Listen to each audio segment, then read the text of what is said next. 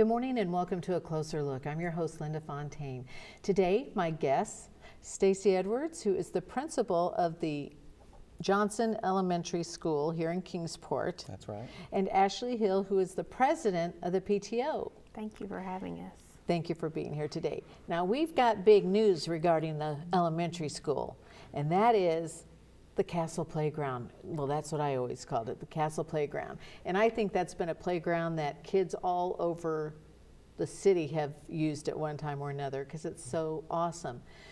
But what we're learning is that is no longer with us, is it? That's right. So you're right, the Castle Playground, as it is affectionately known, has been an icon in Kingsport for nearly 30 years. I can't believe it's been 30 years because Yeah. that's when I moved here 30 years ago. It was January, exactly. Wow. And they were building the playground in that year because I remember hearing about it because I was living in Green Acres at the time on Ash Street just for a few months.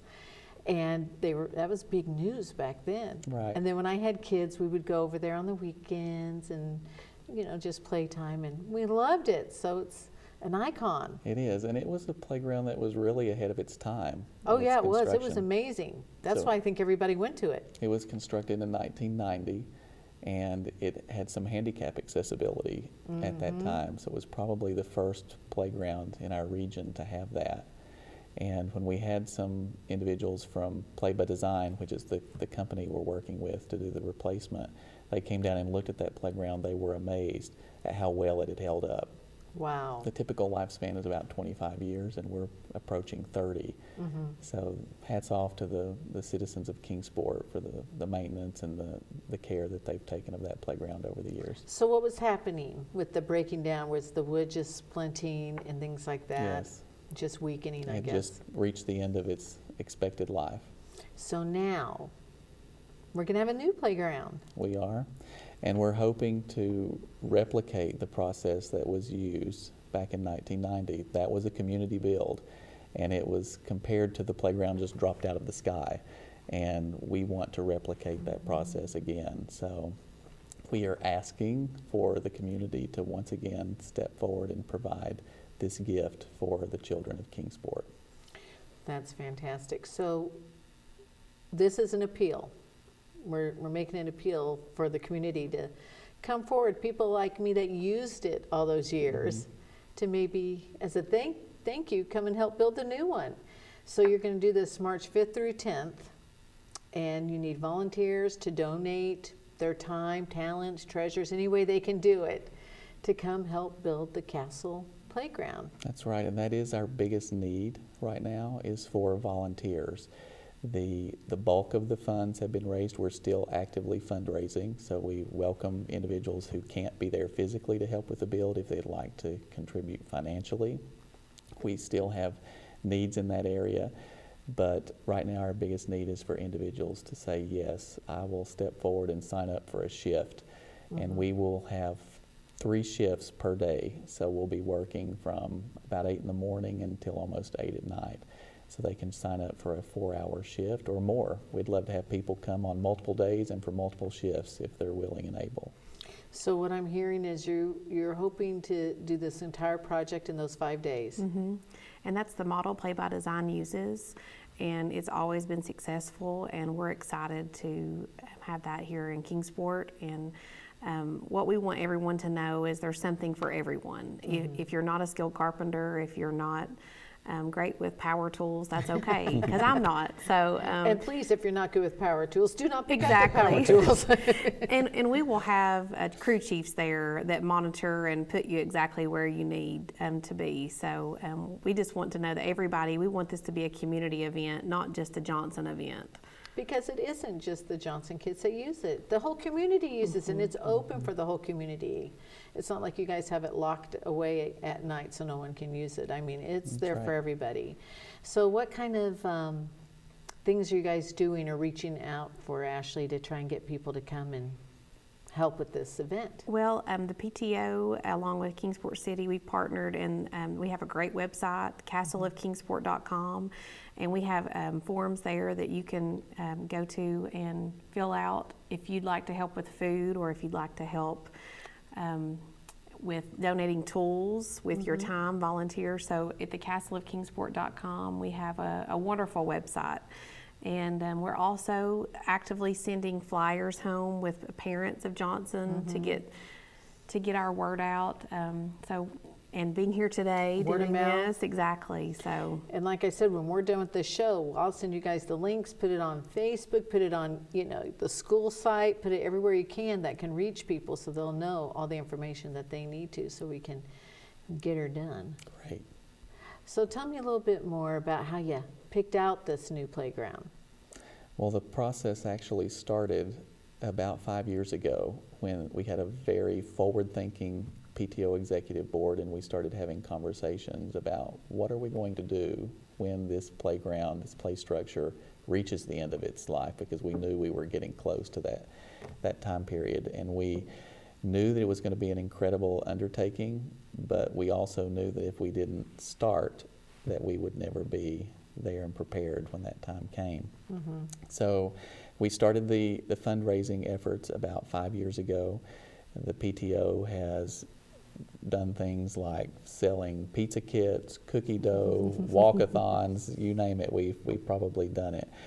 And as we started thinking about the reality of this project, we wanted to invite someone to partner with us that had experience in these community builds, because we knew that was important for the community to have that same ownership of this new structure as they did of the previous one. And so we reached out to Play by Design, and they sent a playground designer to our school, and she actually spent the day talking with our students, asking them what should be part of this new structure, what are your dreams?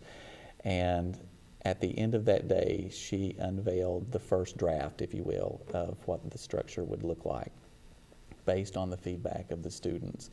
And since then, it's gone through a few modifications, but every element in the structure came from the imagination of our children.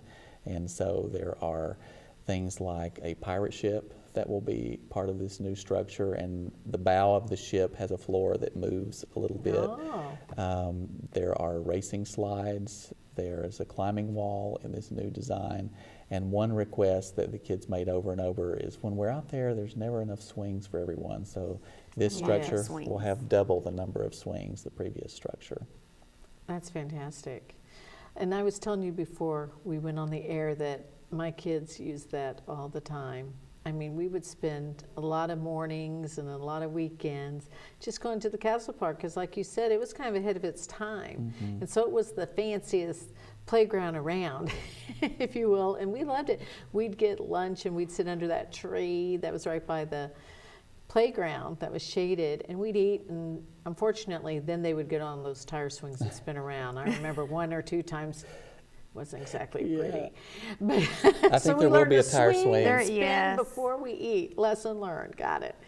But we loved it there. Well, and some other features that I think will build on the first structure.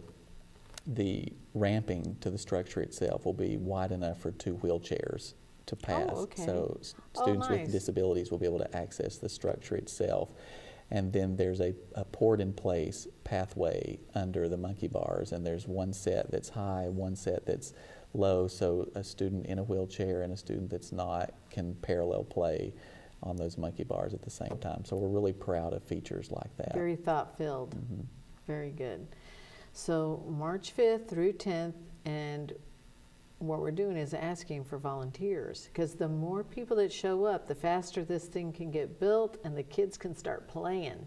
That's right, and they do miss it now, because it is an empty slate out there now. If you drive by Johnson School, the site is being prepped over the course of the next few weeks. A lot of material will begin showing up on site, and the post holes will be prepared, and gravel and things like that will be coming in. So it's a blank slate now, but we'll start to see progress in the next few weeks. Well, you picked a good time to do this, because no one wants to be outside right now.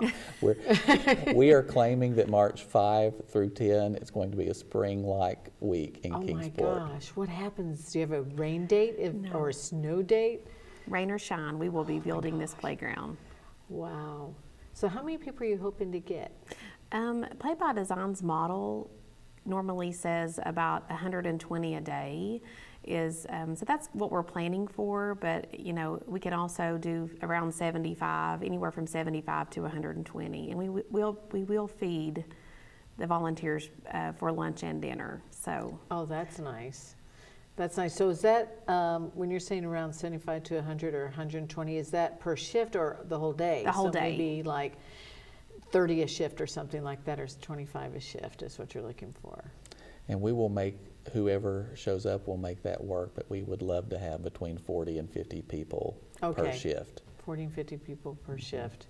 And you want 3 shifts. hmm And it's going to start early and it's going to end late. That's right. All right. So again, if people are just joining us, we're talking about the Johnson Elementary Castle Park. hmm And we're going to get this thing done. We're going to get it done. We're going to have to get this done, rain or shine. Those kids need to get out and play.